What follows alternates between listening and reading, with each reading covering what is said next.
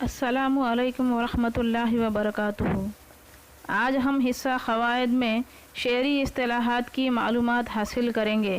یہ شعری اصطلاحات غزل یا قصیدے میں پائی جاتی ہیں۔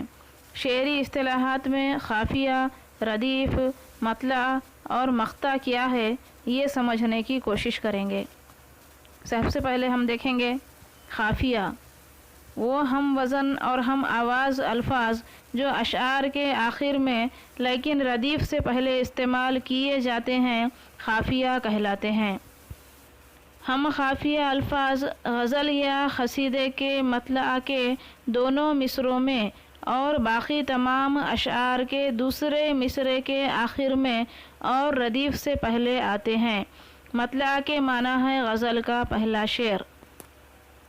اصطلاح میں ہم وزن اور ہم آواز الفاظ قافیہ کہلاتے ہیں۔ مثال میں کچھ الفاظ دیکھیے: قرار، بہار، یار، نثار، روبرو، گفتگو، جستجو، آرزو، رفو، یہاں، کہاں، مہرباں، درمیاں، آندھیاں وغیرہ۔ مثال میں ایک شعر دیکھیے: اب تو کچھ اور ہی اعجاز دکھایا جائے، اب تو کچھ اور ہی اعجاز دکھایا جائے، شام کے بعد بھی سورج نہ بجھایا جائے۔ اس شعر میں دکھایا اور بجھایا الفاظ قافیہ ہیں۔ اس کے بعد دیکھیے ردیف۔ ردیف کے معنی ہے پیچھے سوار ہونے والا۔ وہ مستقل کلمہ یا کلمات جو اشعار کے آخر میں بار بار دہرائے جائیں ردیف کہلاتے ہیں۔ اصطلاح میں وہ لفظ یا الفاظ جو غزل یا قصیدے کے پہلے شعر کے دونوں مصروں اور باقی تمام اشعار کے دوسرے مصرے کے آخر میں قافیے کے بعد ہو بہو دہرائے جائیں ردیف کہلاتے ہیں۔ مثال میں ایک شعر دیکھیے: کوئی امید بر نہیں آتی، کوئی امید بر نہیں آتی، کوئی صورت نظر نہیں آتی۔ اس شعر میں نہیں آتی یہ الفاظ ردیف ہیں۔ اس کے بعد دیکھیے مطلع۔ مطلع کے لغوی معنی ہے طلوع ہونے کی جگہ۔ غزل یا قصیدے کے پہلے شعر کو مطلع کہتے ہیں۔ مطلع کے لغوی معنی ہے طلوع ہونے کی جگہ۔ غزل کا پہلا شعر مطلع کہلاتا ہے جس کے دونوں مصرے ہم قافیہ اور ہم ردیف ہوتے ہیں۔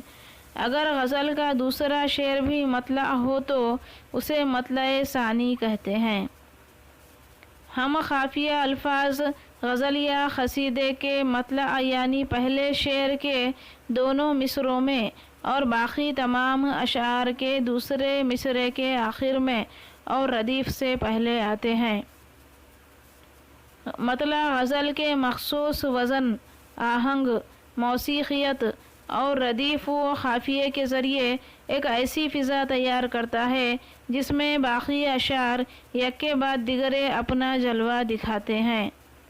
مثال میں شعر دیکھیے: میرے مالک نے میرے حق میں یہ احسان کیا، میرے مالک نے میرے حق میں یہ احسان کیا، خاک ناچیز تھا میں سو مجھے انسان کیا۔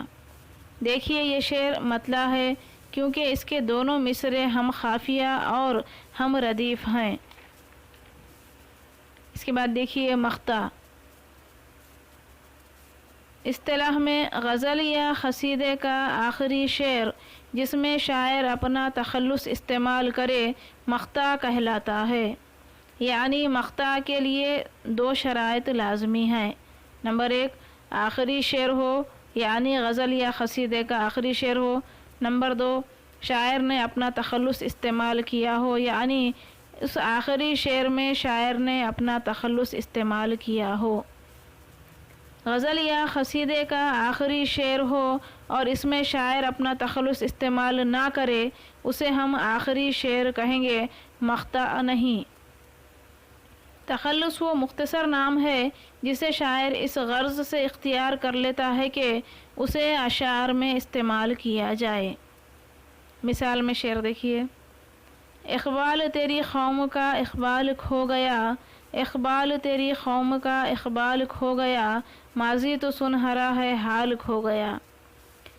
اس شعر میں شاعر نے اپنا تخلص استعمال کیا ہے، اس لیے یہ شعر مقطع کہلائے گا۔ تو بچوں، آج ہم نے قافیہ، ردیف، مطلع، مقطع کیا ہے، میں مثال سمجھنے کی کوشش کی۔ امید ہے کہ اس میں آنے والی تعریفات، اہم نکات و مثالوں کو یاد کرنے کی کوشش کریں گے۔